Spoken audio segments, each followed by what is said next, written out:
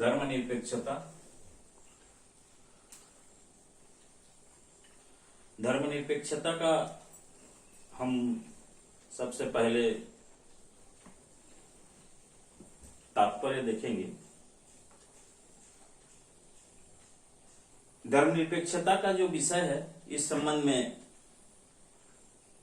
Doctor Waterhouse ने कहा है कि धर्मनिरपेक्ष एक ऐसी विचारधारा है जो कि जीवन और आचरण का एक ऐसा सिद्धांत प्रस्तुत करती है जो मत, पंथ या धर्म के विरुद्ध होता है। हमारा न्यू इंग्लिश शब्दकोश जो है, उसमें धर्मनिरपेक्षता का जो अर्थ बताया गया है, धर्म के साथ संबंधों का अभाव। लियो पेफर ने जो अपना विचार व्यक्त किया है इस विषय में, धर्मनिरपेक्षता अपने अर्थ में पूरी तरह भौतिकवादी विचारधारा है जो यह मानकर चलता है कि मानवीय विकास केवल भौतिक साधनों द्वारा ही किया जा सकता है।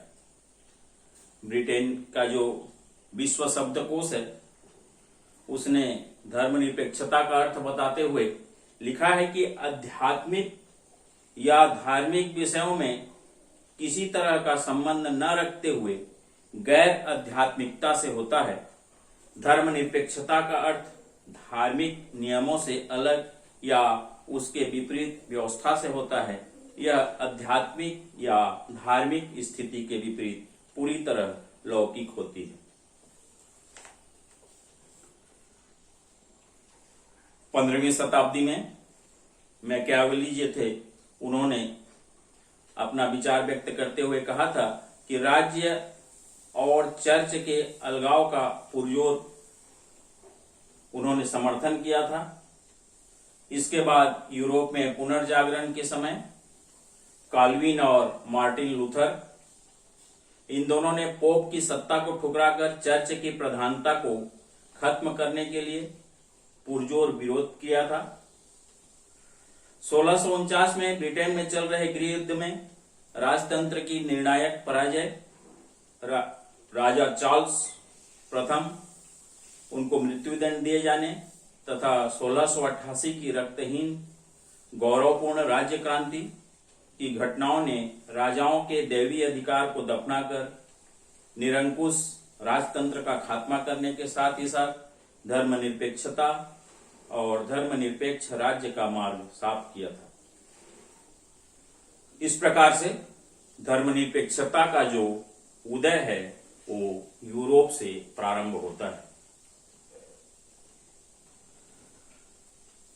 धर्मनिरपेक्षता का सबसे पहले प्रयोग 1846 में जैकब होलियार्क ने किया था। 20वीं शताब्दी में इसके साथ ही धर्मनिरपेक्षता का जो आंदोलन है वो आगे बढ़ा और उसमें उस आंदोलन में जिन विषयों को सम्मिलित किया गया, उसमें सबसे पहले उन बातों का हम अध्ययन करेंगे। सबसे पहला, भेदभाव का न होना। जो भी अलग अलग धर्म है, अलग अलग भाषा है, अलग अलग धर्म को मानने वाले समाज हैं, उनके साथ किसी प्रकार का भेदभाव न हो, किसी प्रकार का अंतर न हो, असमानता न हो। दूसरा है हमारा, जो विभिन्न प्रकार के धर्म हैं और विभिन्न जो वर्ग हैं, उनमें स्वतंत्रता का और समानता का जो अधिकार है वो समान रूप से उनको प्रदान किया जाए, उसमें किसी प्रकार का भेदभाव या अंतर न किया जाए। तीसरा हम देखेंगे, जीवित रहने और उन्नति करने के सभी को समान अवसर दिया जाए, चाहे वह व्यक्ति किसी भी धर्म, किसी भी संप्रदाय, किसी भी धर्म का अनुयायी क्यों न हो, उसके साथ जीवन जीने के लिए, उसके प्रगति के लिए, उसके आर्थिक उन्नति के लिए उसको समान अवसर प्रदान किया जाए। धर्म का जो विषय है वो व्यक्ति के स्व या आत्म पर निर्भर है, जिसको हम निजी मामला कहेंगे। उस पर किसी प्रकार का किसी भी स्थिति में दबाव न बनाया जाए। सकारात्मक रूप से देखा जाए तो धर्मनिरपेक्षता धर्म के अंदर आजादी तथा विभिन्न धर्मों के बीच और उनके अंदर समानता को बढ़ावा देता है। धर्म को पालन करने की आजादी और धर्म को समान रूप से अपनाने की, उसके श्रद्धा के अनुसार अपनाने की आजादी। इसके बाद हम देखेंगे हमारे यहाँ धर्मनिरपेक्षता में 2 मॉडल की व्यवस्था की गई है अध्ययन के लिए। एक हमारा यूरोपियन मॉडल है और दूसरा है हमारा भारतीय मॉडल।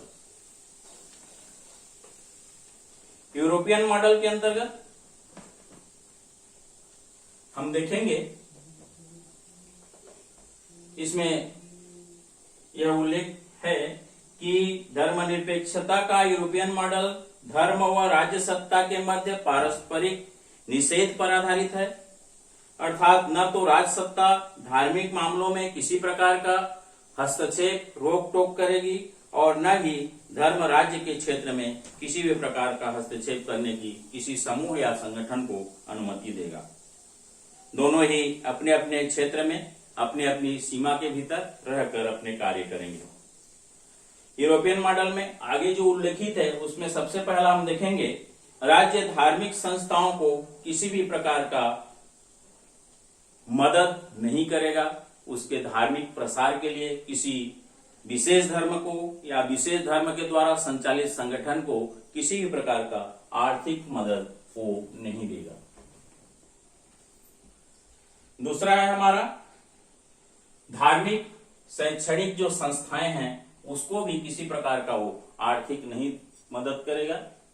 धर्म के आधार पर शिक्षा देने वाले जो विद्यालय, जो स्कूल, जो संगठन है, उनके कार्यों को करने की उनको स्वयं में स्वतंत्रता है, परंतु शासन या सरकार या राज्य जो है उनको उसके कार्यों के निष्पादन हेतु या उनके कार्यों के प्रगति हेतु किसी प्रकार का आर्थिक मदद उन्हें नहीं देगा।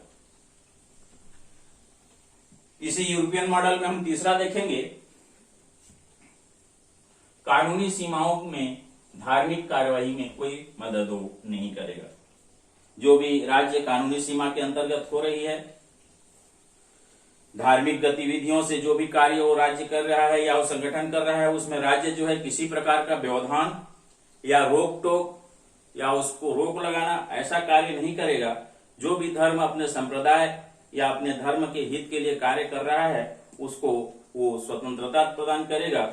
धार्मिक समुदाय अपने मतावलंबियों का बहिष्कार करता है तो इस मामले में राज्य को हस्तक्षेप करने का अधिकार नहीं है। इसके बाद चौथा हम देखेंगे हमारा जो यूरोपियन मॉडल है ये समानता पर आधारित है, कोई भेदभाव इसमें नहीं करता है किसी भी धर्म के साथ।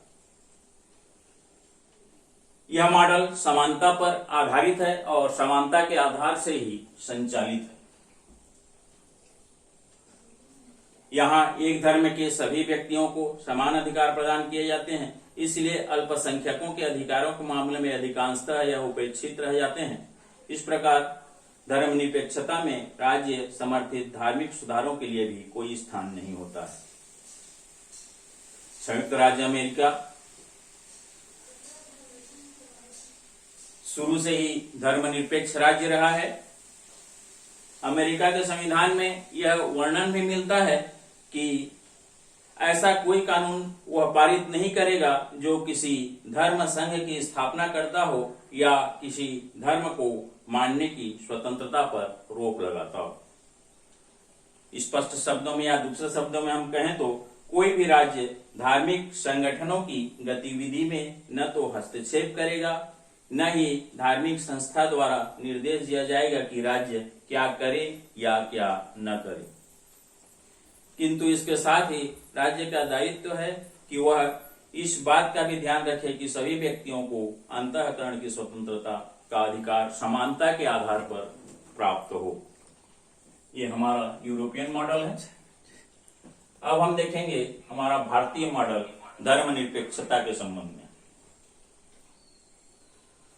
भारत के संविधान में धर्मनिरपेक्ष राज्य के लिए जिन बातों को सम्मिलित किया गया है उसमें सबसे पहले अंतःकरण की स्वतंत्रता। संविधान द्वारा, हमारे भारतीय संविधान के द्वारा प्रत्येक व्यक्ति को अंतःकरण की स्वतंत्रता तथा किसी भी व्यक्ति को किसी भी धर्म को अपनाने की, पालन करने की, उपासना करने की, उस पर आचरण करने, उसका प्रचार करने, उसको स्वीकार करने का अधिकार समानता के आधार पर प्रदान किया गया है। दूसरा है हमारा धार्मिक शिक्षा। जो भी शासन के द्वारा शिक्षा की व्यवस्था संचालित है या शिक्षा देने वाला कार्य कर रहे हैं, ऐसा कोई भी संस्था है जो सरकार के द्वारा संचालित है, सरकार जिसको संचालित करती है, ऐसे संस्थाओं में किसी भी धर्म का किसी भी रूप में शिक्षा प्रदान नहीं किया जाएगा।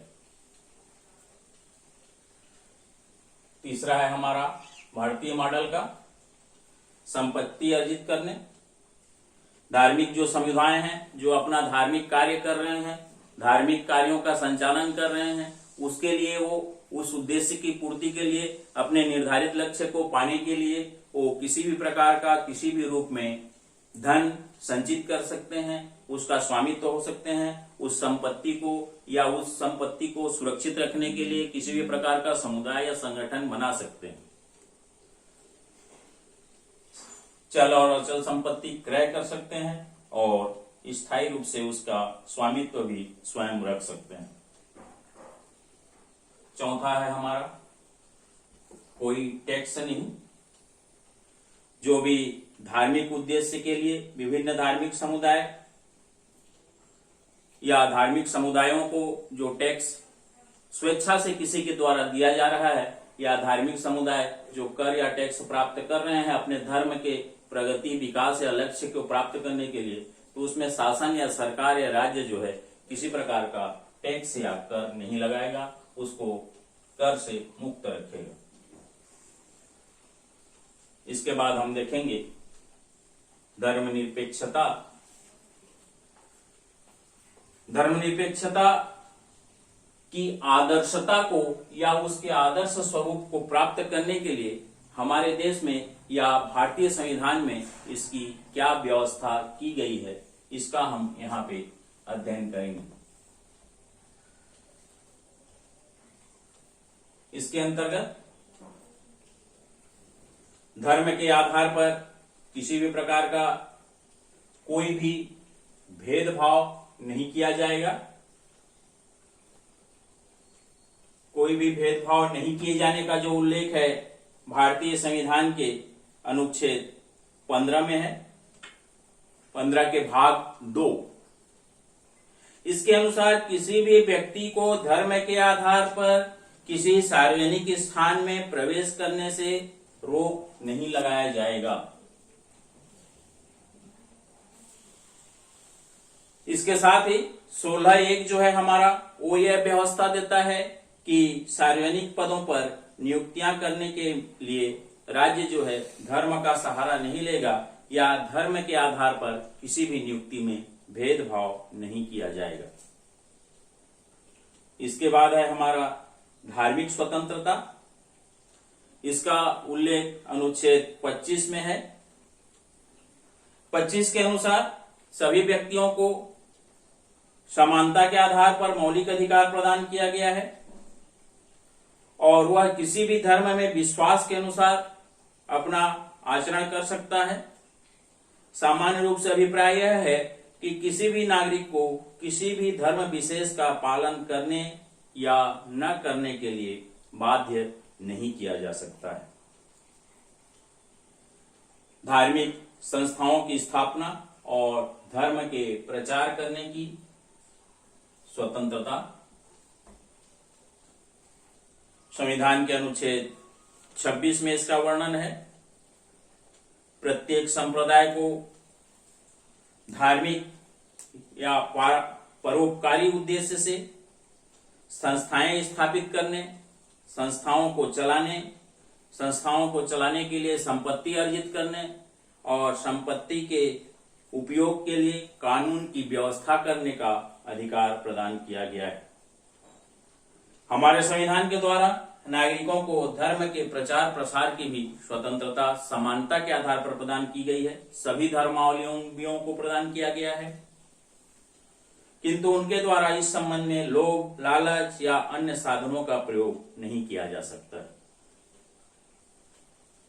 धार्मिक कार्यों के लिए किया जाने वाला जो भी कार्य है, जो आर्थिक उपार्जन संबंधी कार्य है, उस कार्यों को राज्य जो है कर से मुक्त रखेगा। इसका वर्णन अनुच्छेद 27 में हमको मिलता है।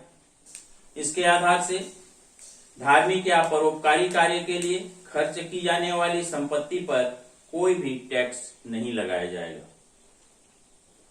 धार्मिक शिक्षा पर पूर्ण रूप से निषेध है। इसका उल्लेख भारतीय संविधान के अनुच्छेद 28 जो भी शासन के द्वारा, शासन के पूर्ण अनुदान के द्वारा संचालित है, सरकार के द्वारा संचालित है, ऐसे शैक्षणिक संस्थाओं में किसी धर्म विशेष की शिक्षा देने की मनाही होगी। अस्पृश्यता का अंत, अनुच्छेद 17। इसके अंतर्गत जाति या अन्य आधार से किसी भी प्रकार का भेदभाव नहीं किया जाएगा। अगर भेदभाव किया जाता है, भेदभाव प्रमाणित होता है, तो इसके लिए संविधान में इस अनुच्छेद के अंतर्गत दंड की व्यवस्था की गई है।